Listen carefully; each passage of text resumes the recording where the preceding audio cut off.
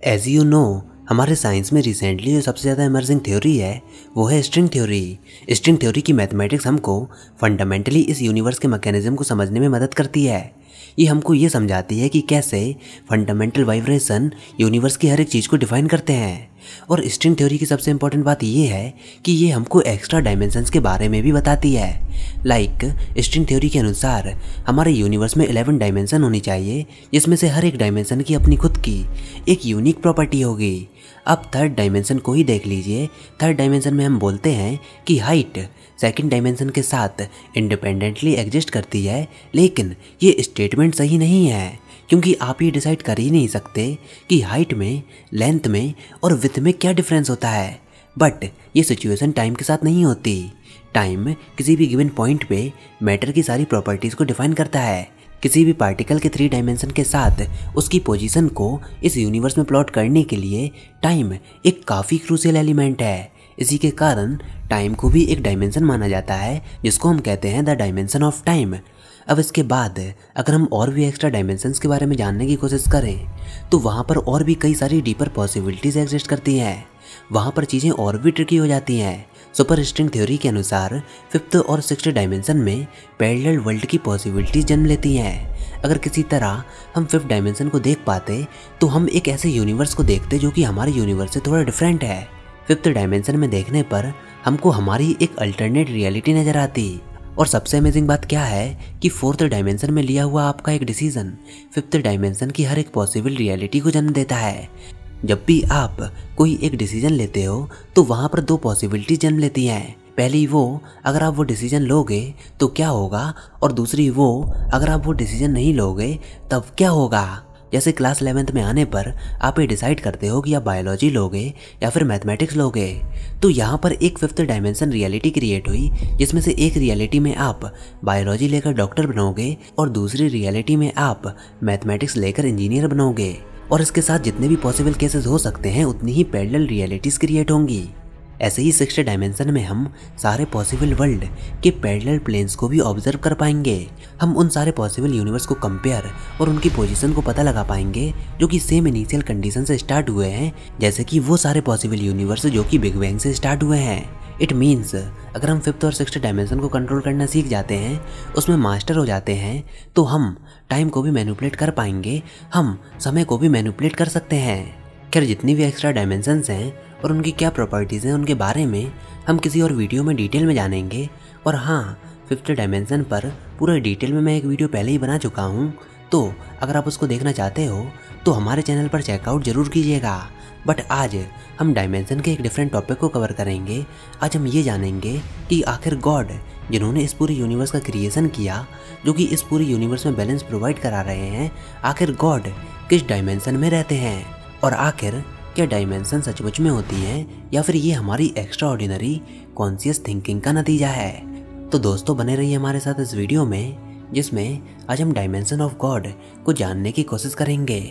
अब इसको समझने से पहले डेफिनेटली हम ये बात तो जानते ही हैं कि यहाँ पर टोटल 3 डायमेंशंस होती हैं, और भी कई सारी डायमेंशंस हो सकती हैं, बट पूरी तरह से हम ये नहीं जानते कि हमारा यूनिवर्स कितने डायमेंशन से मिलकर बना हुआ है। स्ट्रिंग थ्योरी के अलग अलग वर्जन हमको अलग अलग नंबर ऑफ डायमेंशंस के बारे में प्रेडिक्शन देते हैं, बट अभी के लिए हम केवल स्पेस टाइम डायमेंशन को ही समझते हैं। हम काफ़ी अच्छे से केवल 3D स्पेशियल सिस्टम को ही जानते हैं। हो सकता है कि और भी कई सारे स्पेशियल कोऑर्डिनेट यूनिवर्स की बिगिनिंग के टाइम पर रहे होंगे, या फिर हो सकता है कि अभी भी वो माइक्रो स्केल पर मौजूद होंगे। इन सब चीज़ों को हम एक एनालॉजी से समझने की कोशिश करेंगे, जिसको हम कहते हैं रबर बैंड एनालॉजी। चलिए, आप एक रबर बैंड को इमेजिन कीजिए जिसकी सरकमफेरेंस आप मान लीजिए 10 सेंटीमीटर, जो कि इसकी लेंथ होगी। इसकी थिकनेस को आप मान लीजिए 0.5 सेंटीमीटर, जो कि इसकी विड्थ होगी, और इसकी डेप्थ को आप मान लीजिए 2 सेंटीमीटर। आई थिंक आप इस रबर बैंड को इमेजिन कर पा रहे होंगे। अब मान लीजिए इस रबर बैंड में एक टाइनी ऑर्गेनिज्म रहता है, एक लिविंग ऑर्गेनिज्म रहता है, और रबर बैंड ही उसका पूरा यूनिवर्स है। वो ऑर्गेनिज्म क्या देखता है कि रबर बैंड, जिसको वो अपना पूरा यूनिवर्स समझता है, उसमें 3 स्पेशियल डायरेक्शंस हैं जिसमें वो मूव कर सकता है, लेंथ, ब्रेथ और डेप्थ। आई थिंक ये काफ़ी सिंपल केस है जिसको आप समझ पा रहे होंगे। अब हम क्या करते हैं कि रबर बैंड को स्ट्रेच करते हैं, उसको खींचते हैं। खींचने के बाद रबर बैंड की विड्थ चेंज होती है, जितना ज़्यादा आप रबर बैंड को खींचोगे उतनी ही ज़्यादा विड्थ डिक्रीज होती जाएगी। क्योंकि अगर हम रबर बैंड को खींचते हैं तो भले ही उसकी लेंथ बढ़ती है लेकिन विड्थ डिक्रीज होती है, जिससे कि पूरे रबर बैंड का वॉल्यूम कांस्टेंट बना रहे। अब आप इसको हाइपोथेटिकली इमेजिन कीजिए कि हम बैंड को खींचते तो जा रहे हैं, हमने बैंड को इतना खींचा कि उसकी विड्थ की कोई मेजरेबल वैल्यू ही नहीं बची। विड्थ की वैल्यू इतनी डिक्रीज हो गई कि उसकी वैल्यू का कोई अस्तित्व ही नहीं बचा। अब इस केस में हमारा ऑर्गेनिज्म केवल 2 डायमेंशंस को ही फील कर पाएगा, लेंथ और डेप्थ।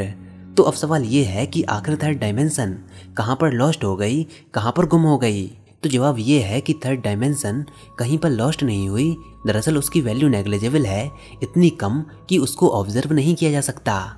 जिस समय हम बैंड को स्ट्रेच कर रहे थे हम तो 3D में थे, बट ऑर्गेनिज्म के लिए यूनिवर्स 2D में था। अब ऐसे ही अगर हम और भी ज़्यादा स्ट्रेचिंग करें तो हमारा ऑर्गेनिज्म केवल 1 डायमेंशन के साथ ही रह जाएगा।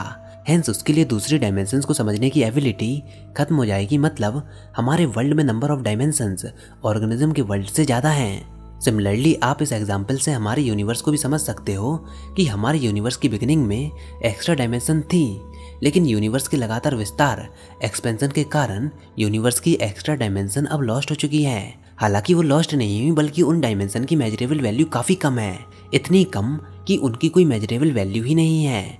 जैसा कि अभी हमने रबर बैंड एग्जाम्पल में देखा था, उनकी वैल्यू कहीं पर लॉस्ट नहीं हुई बल्कि वैल्यू कम हुई है, यानी कि वो केवल माइक्रो स्केल में ही एग्जिस्ट करती है। और इसी कारण स्ट्रिंग थ्योरी की मैथमेटिक्स में हमको एक्स्ट्रा डायमेंशंस का जिक्र देखने को मिलता है। अगर ये सारी बातें सही हुई तो कभी फ्यूचर में ऐसा भी हो सकता है कि यूनिवर्स की और भी डायमेंशन रिड्यूस हो जाएं, लाइक हमारा 3 डायमेंशनल यूनिवर्स 2 डायमेंशनल यूनिवर्स में कन्वर्ट हो जाए। बट एक्स्ट्रा डायमेंशन कहाँ पर मौजूद है? माइक्रो स्केल पर। लेकिन यूनिवर्स के बिगिनिंग के समय वो सारी एक्स्ट्रा डायमेंशन बड़े स्केल पर, माइक्रो स्केल पर एग्जिस्ट करती थी। अब गॉड को हम कह सकते हैं एक ऐसे एंटिटी जो कि इस ब्रह्मांड की बिगिनिंग से, इसके अर्ली एजेस से और इसके एंड के बियॉन्ड भी मौजूद रहेंगे। यानी कि गॉड हर एक डायमेंशन में एग्जिस्ट करते हैं, भले ही वो माइक्रोस्कोपिक डायमेंशन हो या फिर मैक्रोस्कोपिक डायमेंशन। तो पर्टिकुलरली ये कहना कि गॉड 10 डायमेंशन में रहते हैं या फिर 11 डायमेंशन में रहते हैं, ये कहना बिल्कुल गलत होगा। दरअसल वो उन सारे डायमेंशंस के बियॉन्ड भी होंगे जिनको हम कभी इमेजिन भी नहीं कर सकते। तो गॉड जिन्होंने पूरे यूनिवर्स का क्रिएशन किया है, या फिर कोई भी एंटिटी जिसने यूनिवर्स को जन्म दिया है, अगर हम उसको गॉड माने तो यूनिवर्स की बिगिनिंग से यूनिवर्स के एंड तक हर एक डायमेंशन में गॉड मौजूद होंगे। और इस फैक्ट के बेसिस पर हम ये कह सकते हैं कि गॉड एवरी डायमेंशन में एग्जिस्ट करते हैं। अब चलिए हम ये जानते हैं कि क्या डायमेंशन रियल क्वांटिटी है। तो सबसे पहले हमको ये समझना होगा कि डायमेंशंस एक मैथमेटिकल कंसेप्ट है जो कि इंसानों ने अपने आसपास की घटनाओं को समझने के लिए बनाया है। कोई फ़र्क नहीं पड़ता कि कितनी सारी भी डायमेंशन हम अपने माइंड में क्रिएट कर लें, लेकिन वो सब हमारे यूनिवर्स की रियलिटी को नहीं बदल सकते, क्योंकि डायमेंशंस केवल हमारे कॉन्शियसनेस में ही एग्जिस्ट करती हैं। नो मैटर आप डायमेंशन को कितनी तरह से एक्सप्लेन करते हो, लाइक 3 डायमेंशन जिसको न्यूटन ने समझाया था, 4 डायमेंशन जिसको आइंस्टीन ने बताया था, 11 डायमेंशन जिसके बारे में स्ट्रिंग थ्योरी बताती है, या फिर 14 डायमेंशन जो कि ज्योमेट्रिकल यूनिटी को दर्शाती है। लेकिन ये जितनी भी थ्योरीज हैं वो केवल हमारे यूनिवर्स को एक्सप्लेन करना चाहती हैं, हमारे यूनिवर्स की वर्किंग को समझाना चाहती हैं। सो अगर हम ज़्यादा से ज़्यादा डायमेंशंस को डिफाइन कर भी दें तो भी ज़्यादा कुछ चेंज नहीं होने वाला। आपकी कॉफ़ी का टेस्ट नहीं बदलने वाला, आपकी क्लॉक्स की रफ्तार नहीं बदलने वाली, यूनिवर्स जिस रेट से चल रहा है सब कुछ वैसा ही रहेगा। बस हो सकता है कि यूनिवर्स की थोड़ी और क्लियर पिक्चर हमको मिल जाए। इसको ऐसे समझिए, लाइक आप पैसों को अलग अलग तरीक़ों से गिन सकते हो, कोई फ़र्क नहीं पड़ता कि आप उसको कैसे गिनते हो। लाइक आप उसको काउंटिंग मशीन से गिन सकते हो, या फिर हाथों से गिन सकते हो, या फिर बाइनरी सिस्टम में गिन सकते हो। लेकिन आप किसी भी तरीके से गिनो, बट अमाउंट ऑफ मनी नहीं बदलने वाली। ऐसे ही आप अलग अलग लोगों को एक सिटी का मैप बनाने को कहते हो सकता है कि सभी के मैप में डेफिनेटली काफ़ी सारे डिफरेंसेस हों, लेकिन उन डिफरेंसेस से कोई भी फ़र्क नहीं पड़ता, क्योंकि आपकी सिटी का व्यू बिल्कुल वैसा ही होगा जैसा कि वो पहले था। आप सिटी के अंदर रहते हो, ना कि मैप के अंदर। बिल्कुल इसी तरह डायमेंशंस भी काम करती हैं। आप डायमेंशन के अंदर नहीं रहते, बल्कि आप अपने एनवायरनमेंट को सेंस करने के लिए उनका यूज़ करते हो, जो कि एक मैथमेटिकल कंसेप्ट है। इनफैक्ट जब हम मैथमेटिक्स में डायमेंशंस के साथ डील करते हैं तो हम n डायमेंशन टपल्स की बात करते हैं। हम मैथमेटिक्स में ये मानते हैं कि इनफाइनाइट नंबर ऑफ डायमेंशन हो सकती हैं। इनडायरेक्टली हम ये भी कह सकते हैं कि गॉड ने डायमेंशंस को नहीं बनाया, हम इंसान ही हैं जिन्होंने अपने एनवायरनमेंट को सेंस करने के लिए, यूनिवर्स को समझने के लिए डायमेंशन जैसे कंसेप्ट को जन्म दिया। तो फिर ये सवाल कि गॉड किस डायमेंशन में रहते हैं, ये सवाल ही गलत है, क्योंकि इसका जवाब हम नहीं दे सकते। सो एट द एंड हमारे पास यूनिवर्स की कोई भी अल्टीमेट इमेज नहीं है। ना जाने फ्यूचर में यूनिवर्स को समझने के लिए हम कितने और एक्स्ट्रा डायमेंशंस के कंसेप्ट को ले आएँ। तो फिलहाल आप बताइए आपका इसके बारे में क्या सोचना है। आई होप आपको ये वीडियो ज़रूर पसंद आई होगी। अगर ऐसा है तो इस वीडियो को लाइक कीजिए, अपने दोस्तों के साथ शेयर कीजिए, और अगर आपने हमारा चैनल अभी तक सब्सक्राइब नहीं किया तो इसको सब्सक्राइब कर लीजिए ताकि आगे आने वाली कोई भी वीडियोस और अपडेट्स आपसे मिस ना हो पाएँ।